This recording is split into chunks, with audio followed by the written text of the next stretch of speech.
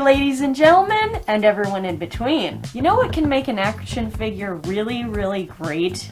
Accuracy to the source material. Why?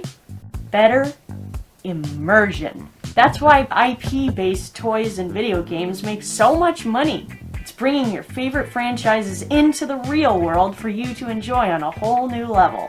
That's why I plays with toys and video games. Escapism! So today I will be unboxing my first ever Transformers Master Movie Piece series action figure from Takara Tomy. Ironhide. mpm6. Is this expensive freaking figure lame or awesome? Today, in real time, let's figure it out.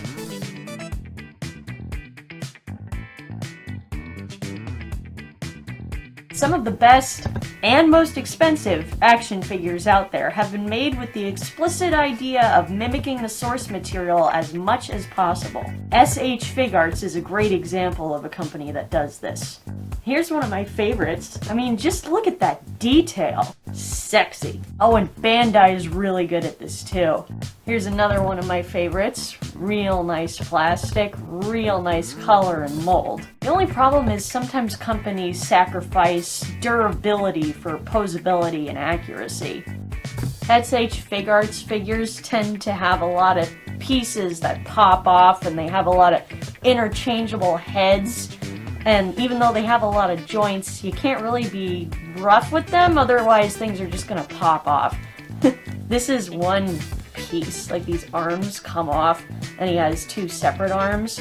But as much as fun as these are to play with and act scenes out with, you can't be too rough with them, otherwise things will just pop off real easily. Bandai stuff tends to be a bit more sturdy, with a little less movement, but this kind of plastic can scratch kind of easily if you're not gentle with it.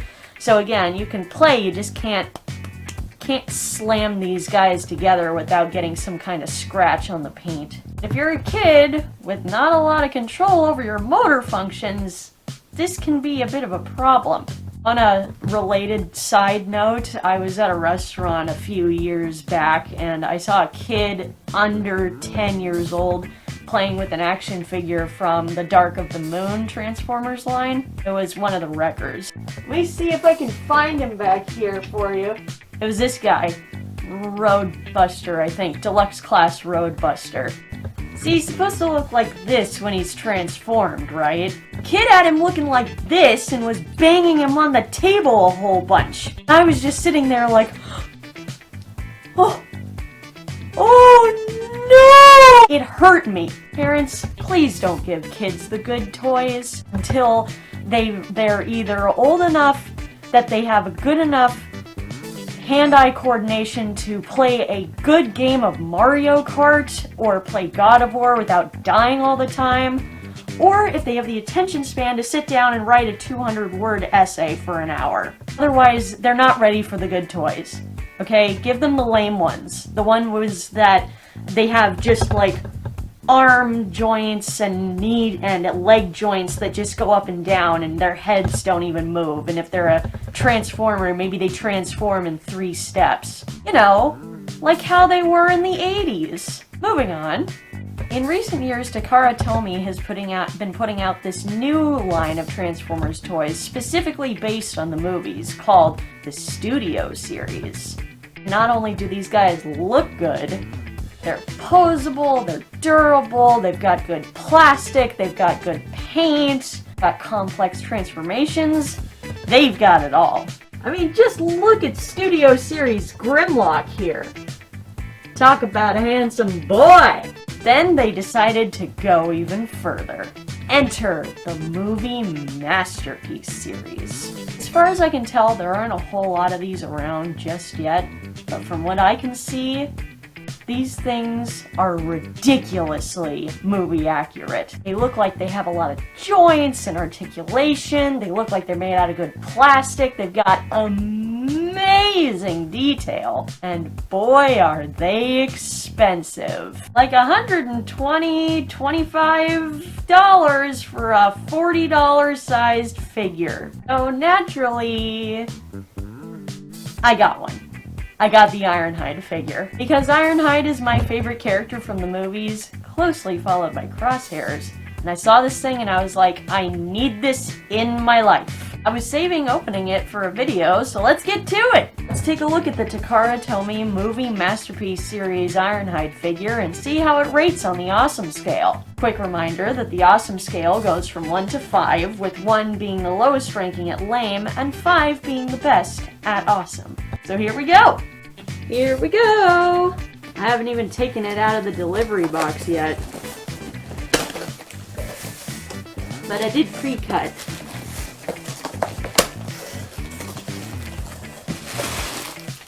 Bubble wrap.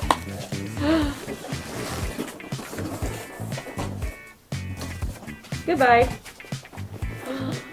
There it is. Woo! Bigger. Oh, the box is bigger than I thought it was. Oh, awesome. Oh, look at that. How beautiful it is. I'm so excited already. Packaging's pretty neat. Oh my god. It says back here the neck is posable, and the face is posable, and the hands are posable. Oh my god, I'm so excited. I can't even express it. Let's open this box up now. Scissors.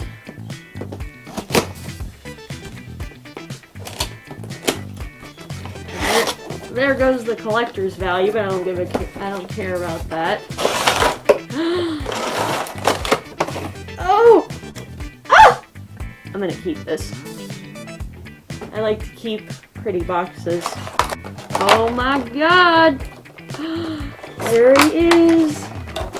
He's wrapped up in a whole bunch of plastic. There's the instructions. I need those. Tie all these ties out.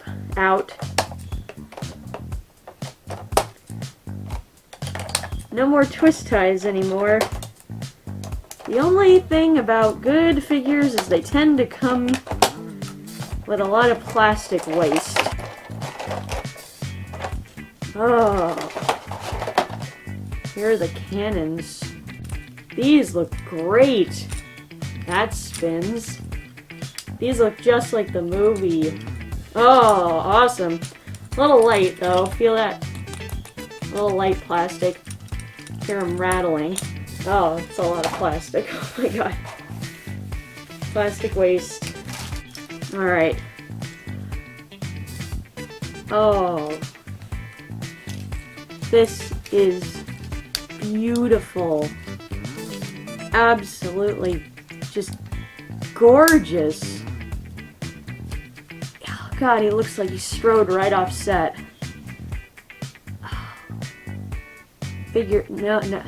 Most figures didn't have this level of detail on the face. Look at that. He's got his scarring on his right eye. His hands, they're not just fists like the one I have. You can actually... Oh, he's got a wrist joint. How many joints does he have? Let's work from the feet up. He's got toe joints, ankle joints, hip joints. The hip is 2 hinge joints. The foot is also hinge joints. Ankle kind of moves back and forth, but not really in a joint way, just kind of in a loose way. The knee joints are here. There's movement there, that's for sure. It's a little restricted by how many parts there are.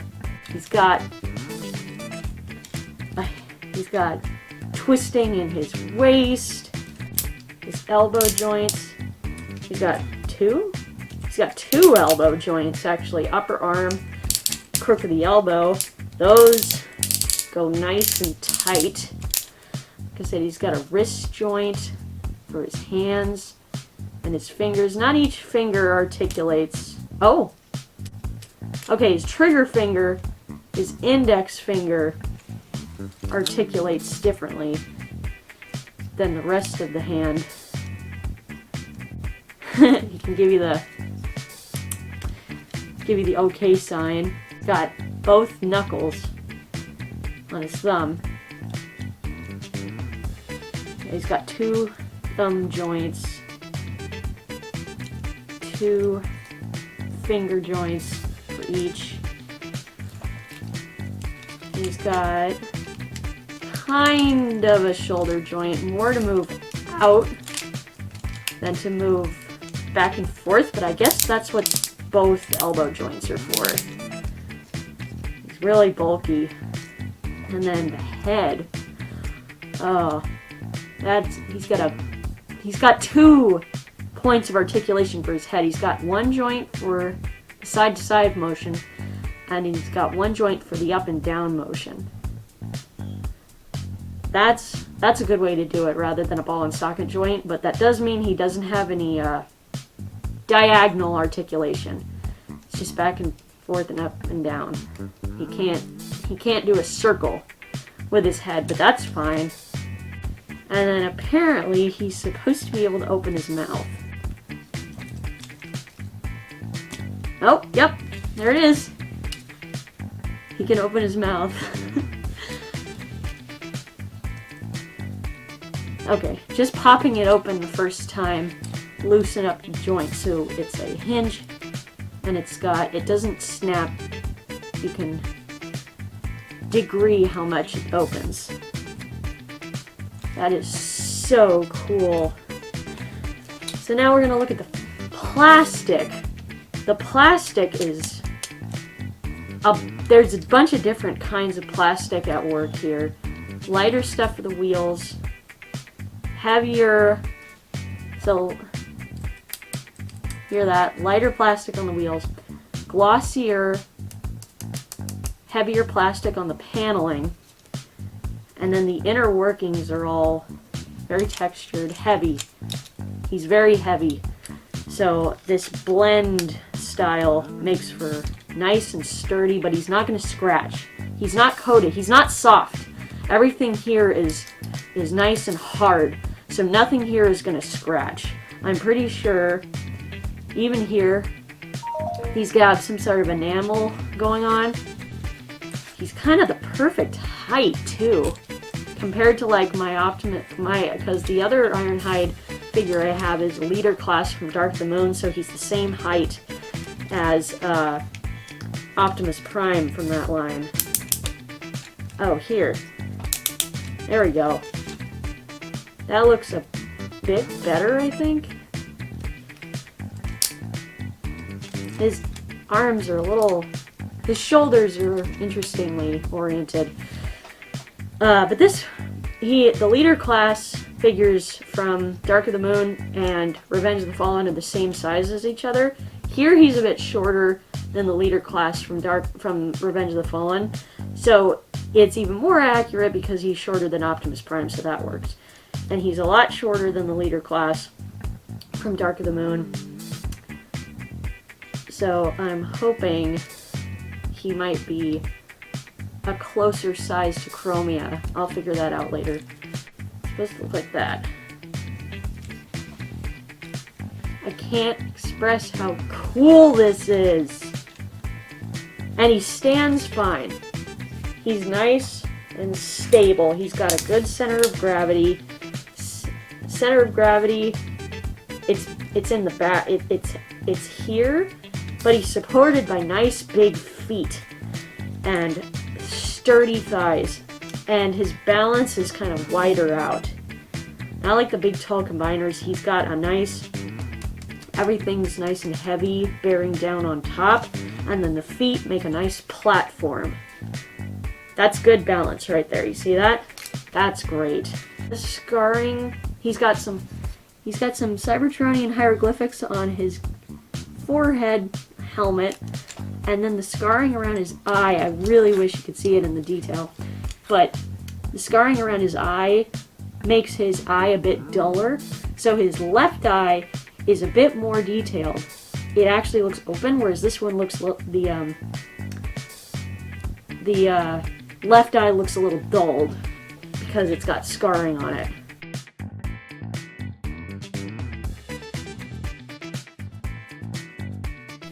That's it in robot mode.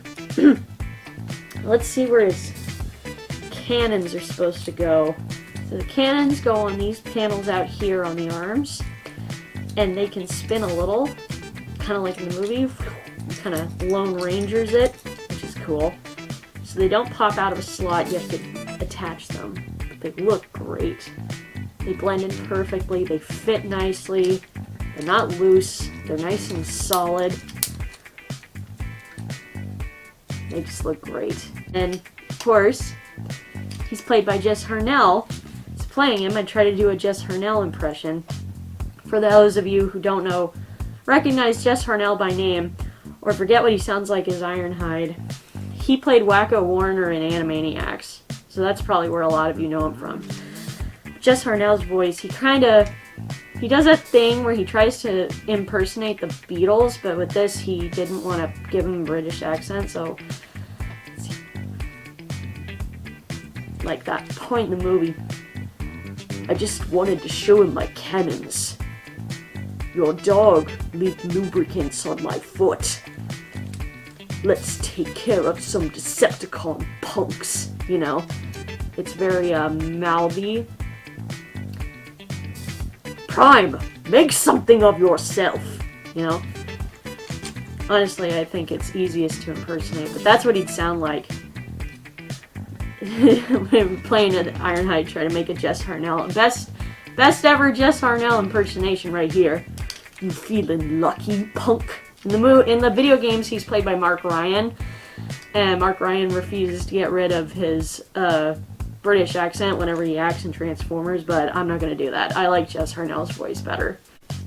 So let's transform this bad boy. Got the instructions in front of me, so let's do it.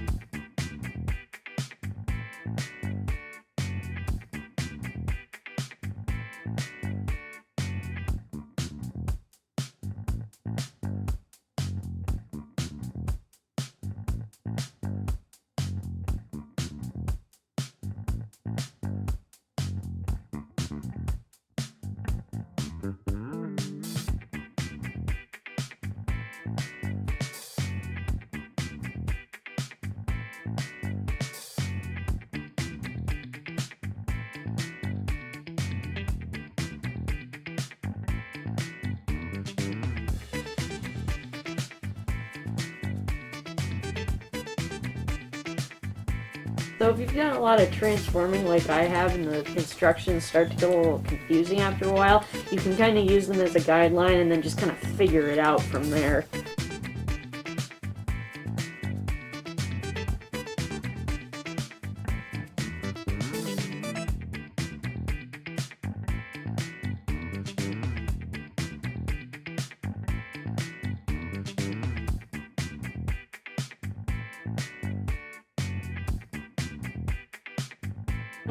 The fun part is finding where all the tabs are that things stick into.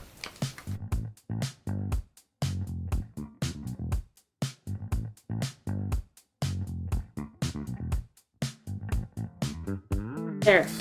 It's finished. That's as much work as I'm willing to put into it. Ugh! That took way too long. Let me explain why this looks a little janky and kind of lopsided and things aren't quite fitting. That was a lot of steps, but God, how many? That was like 45 steps, which is cool. I really love complex transformations in toys. The problem is they did this style of transformation in where it was less about pieces fitting together properly and more trying to get these shell panels on the outside to kind of squeeze together and rely on the pressure of each other to keep everything in place.